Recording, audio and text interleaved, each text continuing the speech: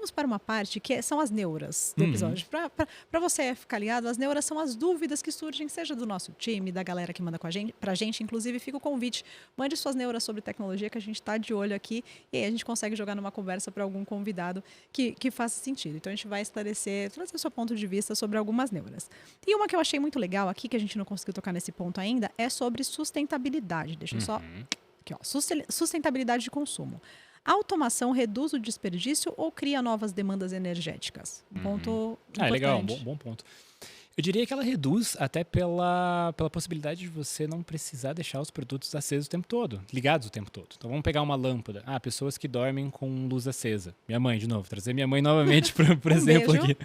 Um beijo, minha mãe, Dona Luísa. Dona Luísa, um beijo.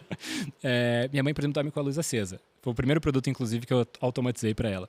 Porque qual que foi a ideia? Então imagina, ela coloca lá a lâmpada, ela acende à noite e ela só desliga aquela lâmpada quando ela acorda. Então se ela acorda às 8, às 9 da manhã, ela levanta e desliga aquela lâmpada.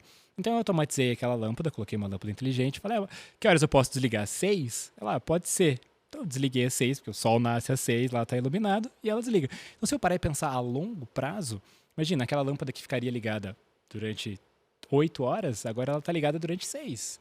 Então eu reduzi 2 horas do consumo diário de uma lâmpada. Isso ao longo dos anos, por exemplo, é algo interessante. Mesma coisa um plug. Você pode colocar para ele desligar outros dispositivos. Você deu o exemplo do ventilador.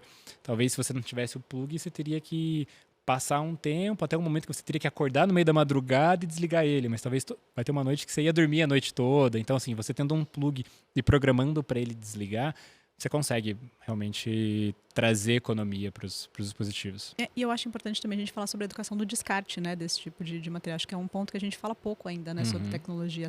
Vocês falam sobre isso? Tem algum programa, alguma coisa que vocês indicam em relação ao descarte? A gente não tem nenhum programa próprio, assim, mas ele é importante ser realmente, acho que, estudado. É algo que a gente precisa trazer cada vez mais. A consciência para entender que eletrônicos precisam ser descartados, eles precisam ser utilizados até buscar a gente realmente para reparo e esse tipo de solução. Maravilha. Fica a dica, hein? Procurem. Existem muitas soluções por aí, tá? Tem, com certeza. Muitas empresas focadas nisso.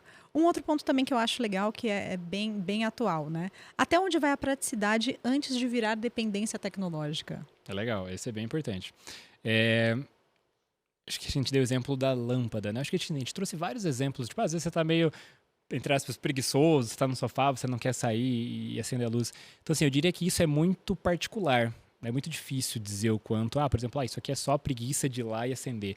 Mas a gente deu exemplos aqui de pessoas com público, com acessibilidade, que isso realmente muda a vida da pessoa. Então aquilo não é realmente só um luxo, ele acaba trazendo como uma necessidade. E ele traz segurança, eu diria assim. Agora, o ponto entre você não levantar mais de um sofá para realmente desligar a lâmpada, eu diria que isso é muito pessoal.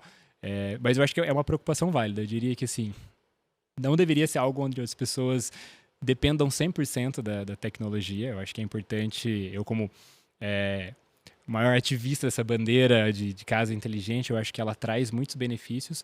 Mas assim, acho que a gente tem que se movimentar. É importante a gente levantar às vezes para desligar. Mas eu diria que esse limite ele é muito pessoal.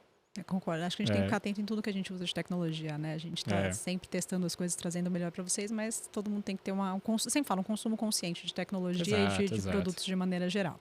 Para fechar aqui a neura, antes da gente caminhar para o final, eu adoro, né, filmes, séries, essas coisas, parte de entretenimento. A gente tem esses filmes muito malucos em que as casas são completamente hackeadas e invade o sistema e abre a persiana e fecha a persiana. Enfim, me conta... Existe alguma forma de se prevenir nisso ou ninguém nem deve se preocupar com isso? Claro, a gente falou sobre a questão de escolher bem o seu produto, mas até onde essas ficções podem se tornar realidade em algum momento com uma casa ultra conectada? Acho que assim, o mais importante talvez são algumas dicas básicas, né? Como eu falei, hoje o nosso sistema ele é muito seguro, né? Então assim, do nosso lado a gente realmente trabalha muito com criptografia para que realmente não haja vazamentos. Mas a coisa mais importante é você conseguir cuidar da sua senha. E assim, acho que esse é eu diria que 99% dos problemas acontecem muitas vezes porque o usuário tem uma senha 1, 2, 3, 4, 5, 6. Louvre. Exatamente. E aí não tem fabricante que consiga salvar isso. Então, o que a gente faz, por exemplo, é forçar, que parece uma solução chata do tipo, a sua senha é muito fraca. Então, assim, como em vários lugares, né, a gente sempre vem percebendo, a gente cria um cadastro, sua senha não tem uma maiúscula, sua senha não tem um caractere especial, sua senha não tem 10 dígitos. E a gente fica pensando, pô, que chato, né? Eu tenho que colocar uma senha. Às vezes a gente começa até a esquecer as senhas, mas é justamente por isso, né?